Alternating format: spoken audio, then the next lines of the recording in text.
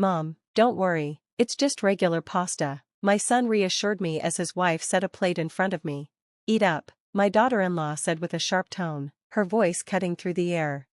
But as I stirred the food, the odd smell grew stronger, and I couldn't bring myself to take a bite. Just then, Kinsley's phone rang loudly from her bag. With a quick glance at us, she snatched it up and rushed out of the room to take the call. "Maybe we should swap plates without anyone noticing," I whispered, trying to mask my unease. My son gave a small smile and nodded, diving into his second serving, but the next moment, he collapsed backward, clutching his throat, gasping for breath, and convulsing on the floor, foam bubbling from his mouth. In a panic, I screamed, "What's going on?" "I'm Sienna, 62 years old. After my son Dustin married, it was just my husband and I left in our quiet home."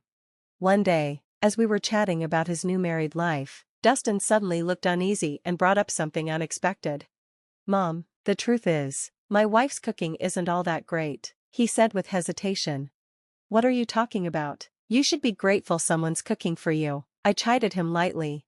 "I am grateful, but I just can't bring myself to eat it," he said, genuinely troubled.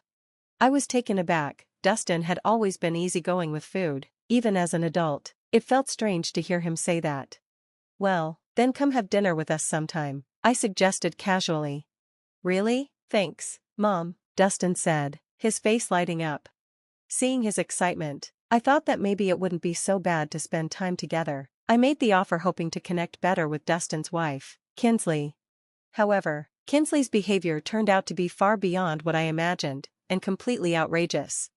A few days after our conversation, the couple came over for dinner. My husband and I had a pleasant time with them at the table, no issues at all. "I hope this suits you, Kinsley," I said politely. "It's delicious," she answered with a smile. "I'm glad to hear that, thank you," I replied, smiling back.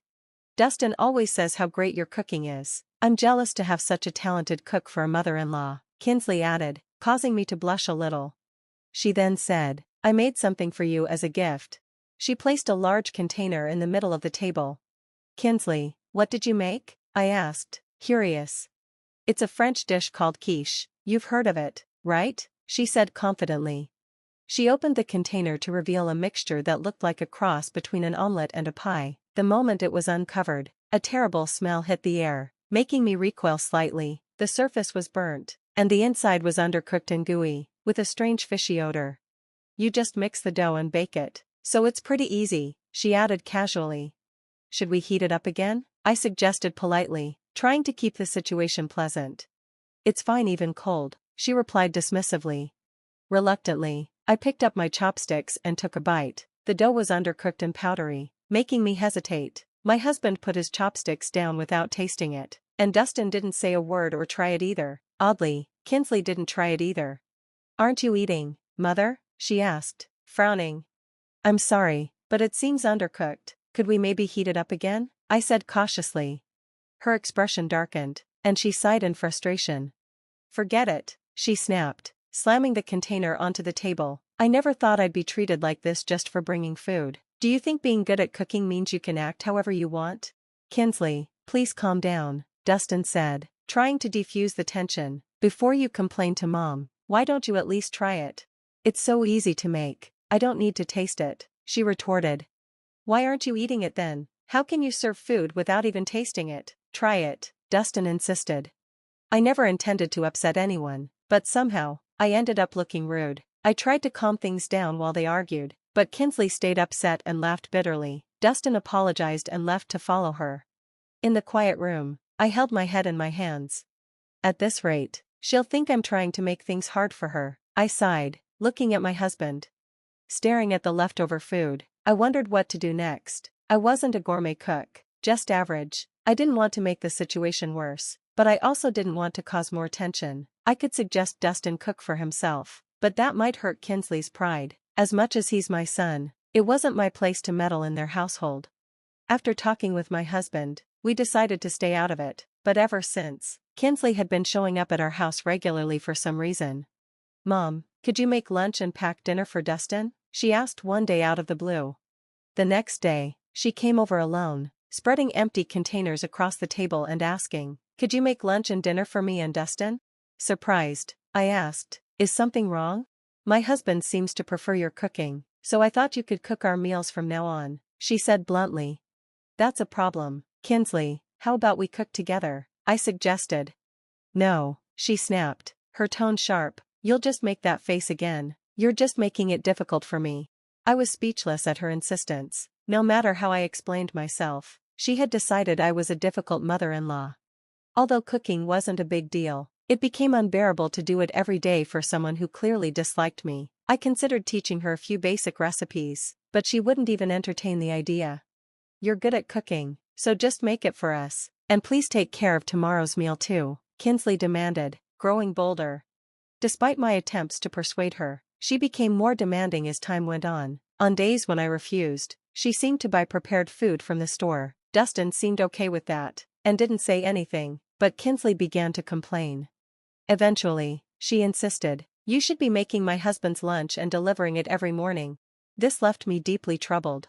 In the end, another argument arose when Kinsley discovered that Dustin was giving me money to cover the food costs. After more discussions, I decided not to cook for them anymore. Weeks later, Kinsley came back with Dustin. I want you to teach me how to cook, Kinsley admitted. Finally, she agreed to listen. Please, just this once, Dustin added. Well, if that's the case, I'll help her, I said, relieved that the situation seemed to be heading toward a peaceful resolution. I led them into the kitchen, where Kinsley, looking more determined than ever, announced that she had brought her own ingredients. However, the moment I tried to assist, she swiftly shut me out. I need to be alone to concentrate, she insisted, firmly pushing both Dustin and me out of the room. Left with no choice, we waited anxiously in the living room. Surprisingly soon after, Kinsley reappeared, proudly presenting a plate of pasta. The short time it had taken to prepare raised my suspicions, and I attempted to peek into the kitchen, but before I could step inside, Kinsley blocked my path. Mother, what's wrong? Here, try it while it's still warm, she urged, her tone carrying a hint of nervousness. Are you sure everything's okay? Were you able to find all the pots and utensils? I asked, trying to mask my concern. Everything is fine, just try my homemade pasta while it's fresh, she responded with an uneasy smile. At first glance, the creamy pasta looked far better than her previous attempts. However, as I stirred it with my fork, I noticed unusual specks in the white sauce. Initially, I assumed they were remnants of roux, but a strange, overpowering scent wafted up, something that smelled like air freshener. Dustin, eager to encourage her, took a bite. This is delicious, he exclaimed in surprise. Wow, Kinsley, you've really improved. I always cook properly, Kinsley replied smugly, glancing at me. Even my mother-in-law wouldn't refuse this, right? Mom, it's fine, it's just regular pasta, Dustin reassured me. Usually, Kinsley would react angrily to Dustin's casual remarks about her cooking, but this time, she simply pressed, eat quickly.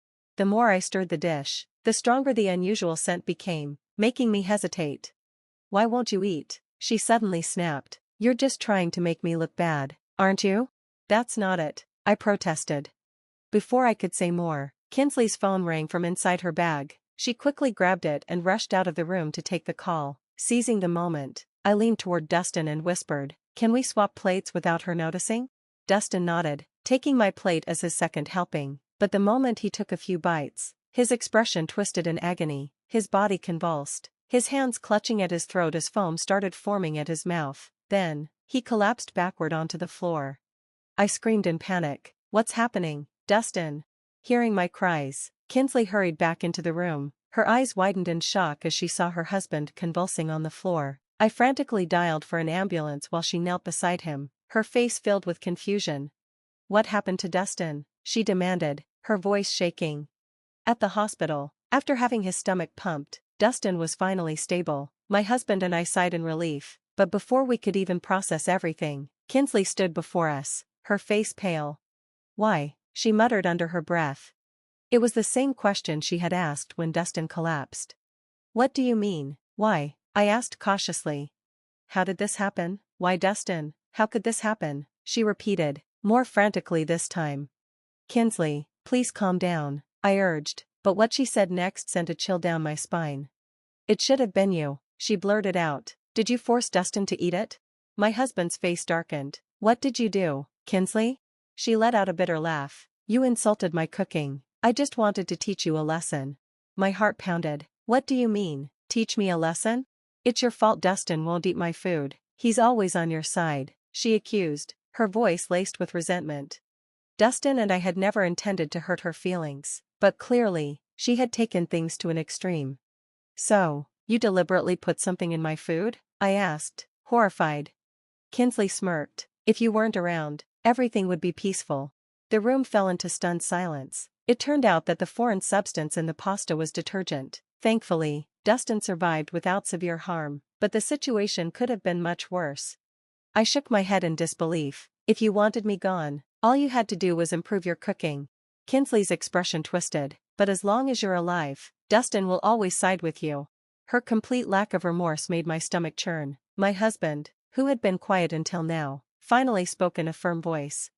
That's enough, Kinsley, we need to talk to your parents about this. Kinsley paled. No, my parents have nothing to do with this. Because talking to you isn't getting us anywhere, I interjected.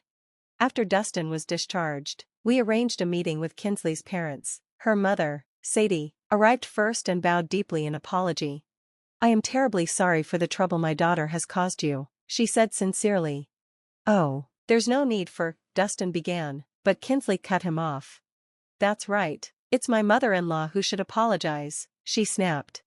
Each time she spoke, Sadie's stern glare silenced her. There was something unsettling about the way her mother handled her. We will cover all medical expenses, Sadie promised, and if there's anything else we can do, please let us know. I'm not paying anything, Kinsley protested. Kinsley, can you at least tell me why you did this? I asked, giving her one last chance. Like I said, it's because Dustin always takes your side, she shouted. I let out a weary sigh. She still blamed me entirely. I had to put an end to this. I pulled out my phone and showed Sadie a photo. What is this? She asked. A dish Kinsley once brought to our house, I explained. She called it quiche. Sadie's eyes widened in horror. You served something like this to someone else? She demanded, her voice trembling. It was then that I learned the shocking truth. Kinsley's parents were professional chefs. She had rebelled against their strict upbringing and, after getting married, disregarded any culinary standards. Realizing she could no longer justify her actions, Kinsley finally confessed. I thought if I could get my mother-in-law hospitalized, I wouldn't have to deal with her anymore, she admitted. Her twisted logic made my head spin. I can't stay married to someone who would do this to my mother, Dustin said firmly. Why not? It's not my fault, Kinsley shouted. You should have just taken my side. Sadie had had enough. Be quiet. Kinsley, you could be arrested for this. Hearing the word arrested, Kinsley turned ashen. Although there were some disputes over compensation, her parents ensured she paid for the medical bills. We chose not to involve the police, but the damage had already been done.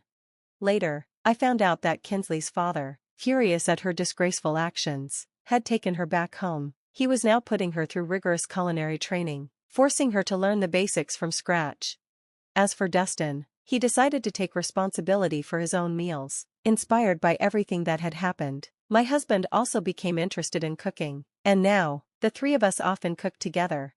Sometimes, I even sit back and let them take charge, enjoying the rare moments of peace in my kitchen.